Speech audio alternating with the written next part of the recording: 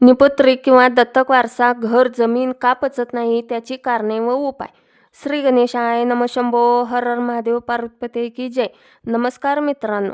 लोक म्हणतात जमीन सोन्याचा तुकडा असते, पण जर ती जमीन एका अशा व्यक्तीची असेल ज्याला वारस नाही, तर ते सोनं असतं की लोखंड? का काही लोक म्हणतात की निपत्रिक माणसाची जमीन घेतल्यावर स्वतःचा वंश थांबतो. हा निव्वळ समज आहे की यामागे काही आध्यात्मिक सत्य? आजच्या व्हिडिओमध्ये आपण या रहस्याचा उलगडा करणार आहोत. विज्ञानानुसार प्रत्येक वस्तूची एक एनर्जी असते, पण अध्यात्म सांगतं की जमिनीला स्मरणशक्ती असते. ज्या माणसाला मूल बाळ नसते त्याची सर्व माया, सर्व आसक्ती त्या जमिनीमध्ये अडकलेली असते.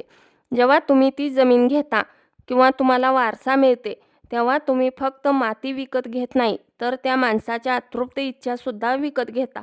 यालाच आपण ऋणानुबंध म्हणतो. वंशलोपशास्त्रात असं म्हटलंय की जर एखाद्याचा पिंड द्यायला कोणी नसेल, तर त्याचे पितृत्व त्या जमिनीशी जोडलं जातं. जर तुम्ही ती जमीन चुकीच्या पद्धतीने घेतली, तर त्या व्यक्तीचा आत्मा तुमच्या वंशाच्या वाढीत अडथळे निर्माण करू शकतो.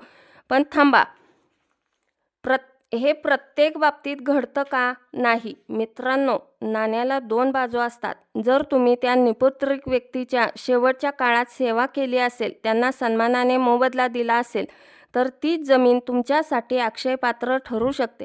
त्या व्यक्तीचा आशीर्वाद तुमच्या घराला प्रगतीपथावर नेतो. दोष जमिनीचा नसतो, तर ती मिळवण्याच्या मार्गाचा असतो. आता वळूया दत्तक वारसाकडे. शास्त्रात असे सांगितले आहे, जे दत्तक घेणारे आई वडील आहेत त्यांना तो दत्तक येणारा मुलगा लाभतो का बघून घ्यावा, व जो मुलगा दत्तक मुलगा जाणार आहे त्या मुलाला ते आई वडील लाभतील का बघून मग दत्तक घ्यावा किंवा द्यावा. लक्षात ठेवा, जमीन कधीच अपशकुनी नसते. आपली नियत साफ असायला हवी. जर तुम्ही कुणाचा हक्क हिरावून घेतला नसेल, तर निसर्ग तुम्हाला कधीच शिक्षा देत नाही. आता वळूया उपायांकडे. ज्या वेळेस निपुत्रिक व्यक्तीचा मृत्यू होतो, त्यावेळेस त्याचा आत्मा न्यायला देवलोकातून सेवक येतात व त्याला सांगतात, आता तुझा येथील कार्यभाग संपला आहे, तू आमच्याबरोबर चल व तुझ्या सर्व इच्छा पूर्ण झाल्या असतील तरच चल.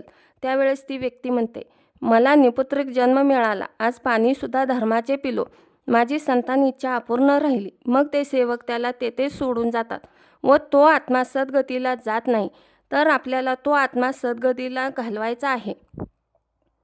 त्यावर उपाय म्हणजे त्याच्या नावाने दानधर्म किंवा गुरुदत्त महाराज यांच्या मंदिरात भोजन देणे, शिव मंदिरात जाऊन दानपेटीत तुमच्या इच्छेने पैसे टाकणे व आपले नाव व त्या व्यक्तीचे नाव व त्या व्यक्तीशी तुमचे नाते काय आहे ते सांगून त्या व्यक्तीला मुक्ती व मोक्ष मिळावा म्हणून विनंती करावी. तर मित्रांनो, तुमच्याकडे अशी अनुभव कथा आहे का?